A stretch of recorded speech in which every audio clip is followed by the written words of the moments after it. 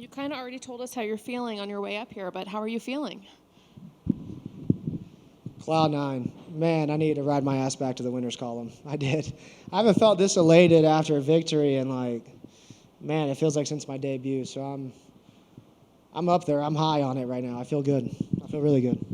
Are you feeling that way because you're back in the win column, or because of your performance, or because of who you beat, or is it a little bit of everything? Definitely the win column. I've been my worst enemy. And I feel like I'm the only one who's defeated myself in the octagon. And so it's been a road to get here. Me and my coaches have had some really long, hard talks. And I felt like I proved a lot to myself and even to Jim's corner, because I know when his ass was blitzing me, they thought that was going to be it, that I was going to fold on that. And so I told my corner in between rounds, he's going down, I'm going up. I'm going to break his ass. I'm not folding. And that was really important to me, to show myself, to show the organization, to show the world that, I'm not just this one-round hitter. And kudos to Jim, because I cracked the shit out of him with probably 4 hard shots that I thought were going to be it. Man, I just tried to exercise patience and not getting overzealous to close the show. But he's tough, and I'm extremely proud to get a win over a legend like Jim Miller. Were there any surprises in there, either for you or for him? A little bit of his tenacity, I think. I didn't expect him to keep trying to blitz me. It makes sense in hindsight why he would. And I was surprised. Vince warned me that he's got a hell of a head, that he could take a shot. And I believed him, but I always give myself more credit. Like, okay, yeah, your ass couldn't take him out, but I will. And, man, he ate again, 4 hard shots where I cracked him. And I rocked him with it, but wasn't able to put him away. And so I was surprised because I saw myself putting him away over and over again throughout the week. So, I was impressed with that. If you could credit this, I don't want to say change, but this performance to one thing, what would you credit it to? Self-loathing.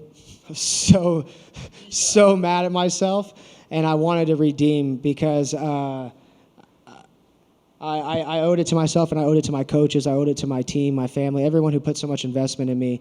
And the way I'm losing these fights isn't fair to any of them, and myself.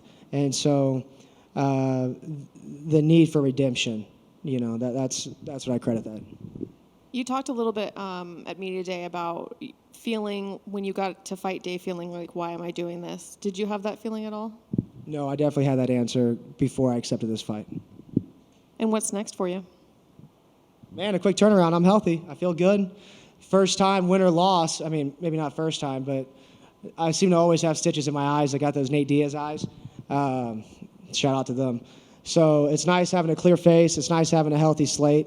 And we're active. I'm healthy. I'm in shape. And so I'm trying to roll in another fight pretty quickly. Maybe even looking at the San Antonio card in March. That'd be awesome. Do you have a name in mind? No, I don't even.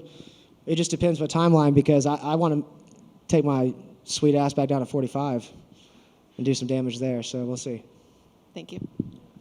How much time do you need before you can go back down to 45? Do you need to let your body adjust any differently? Is it just a matter of cutting things out? I mean, how do you adjust back to get into a 45 fighting ready? Yeah, this cut helped. Obviously, going down to 55 helped because that was an aggressive leap towards the next division. So I would just manage this professionally. I'm not going to act an ass like I normally do right after the fight, and just stay professional. I'm really hungry. I'm really, really hungry. Last year was not the year I wanted to have, and I want to make this year count. So I think moving from here, I could be ready for a 45 fight in 6 weeks. What qualifies as acting as an ass? Is it just the food? I mean, what do you mean? I mean, it's debauchery, and we're in Vegas. We're in Vegas, and it's after hours only. I'm not. I can't disclose a lot of that shit, man. This is an open forum. Well, speaking of, you mentioned, did you ever feel like you folded in the past? I mean, is this something that you had thought about? I mean, is this something mentally that you noticed that you had a tendency to do, or is it just in certain points that you're upset with how you treated it? Yeah, I felt like at times I'd be too conscious in the action, and I'd have these extremely self-sabotaging thoughts, almost negating the good that I'm doing in the fight. I'm looking at all the bad. I'm absorbing all the bad. I'm not taking punches as well as I give them, is one way of looking at it. And I really needed to turn the corner on that. And I did for a bit, and I'm a master at playing tricks on myself. And so the last couple of fights, I started really getting in my way, where I could see myself winning those opening rounds, but still finding ways to fumble the ball, and just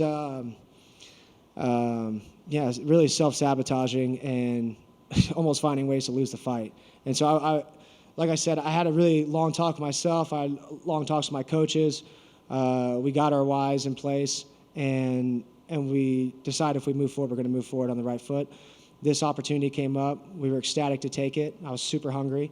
And again, redemption was on my brain, and I wasn't going to fold. And I knew Jim's corner thought I would fold. I knew a few bullshit blitzes they thought they were going to take me out with that shit. And I wanted to make a point to break him, in that second round. What did you think when he did make those blitzes? I mean, I know obviously you saw him coming, but were they effective in certain points? I was surprised, with the initial ones, because I was like, oh, okay, he's really going in for it. But once I ate it, I was like, shit ain't shit. Yeah, I got you. And I got the timing on it, and I started seeing his mouth open. I started seeing him breathe heavy, and I started to see it wear on him. And I started to see my shots effect on his face. And so, I really felt like my momentum was building in the fight, which is something I wanted to work on, because notoriously I come out gunslinging, and then I start to fade as the fight goes on. I wanted to show the backside of that. And we always hear so much about how mentality is such a part of the game, physicality, and making sure your preparation is always a huge thing for what you fighters do.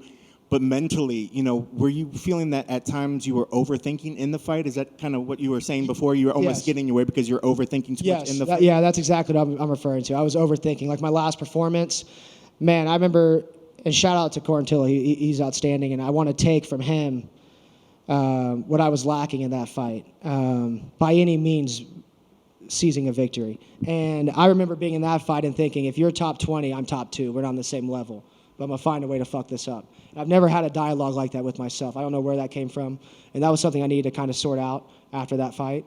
But 1,000%, there's the cliche, it's always you versus you, and man, that really resonated to another degree after that fight. And so we had to sort some things out on our end, and in my corner, and my coaches, and we got an open line of communication, a lot of trust, and so we were able to work that out. I was able to find my whys, and like I said, I'm really fired up. I'm super eager, and tonight I'm really proud of that performance. I'm really proud to face someone like Jim Miller. It's awesome. Congrats on the victory. Thank you. It was a great performance. Alex back here. You were talking about the self-defeating mind games or tricks, whatever you want to call them, that you were playing on yourself. What's it like to go through that, and why you're trying to fix it? Have these guys who clearly look very proud of you right now, like, to come full circle to this result, beating a guy like Jim Miller? Man, it's super emotional. I mean, like I said, I hadn't felt a high like that off a victory in a while, because I'm not new to this, But that was important. That meant something to me. It meant something to my team. It meant something to all of us, because some wins, you can catch a quick W, and everybody likes to get in and out of there. But some wins, you find something in yourself. You got the breakdown and breakthrough kind of mentality. And there's some times where you leave a piece in yourself here in that cage, and there's times where you take a piece and you grow out of that cage. And tonight we grew. Tonight we grew in a really big way. And so I know my team's really proud. I'm really proud. And man, that's the kind of momentum we want to start this year off. Gotcha. And there you go. And as far as the move to 145, is that just like just drop down, just fight 145, or are you looking to go up and down, kind of just pick and choose? Yeah, opportunities present themselves, right? Jim was a good opportunity, and he's not a massive 55 like like a Makhachev or somebody. So I knew it wouldn't be too overbearing. I didn't want to spend too much time grappling with him because I knew he'd be dense, and I was working my way down to 45 when I accepted the fight. But I do think I'd make a solid 45, and I feel good there. I feel strong there. So again, just based on opportunity, if it's a really short notice fight, I can't jump on 45 that quickly. But if the time's right, yeah, 45. Congratulations, man. That was dope. Thank you very much, man.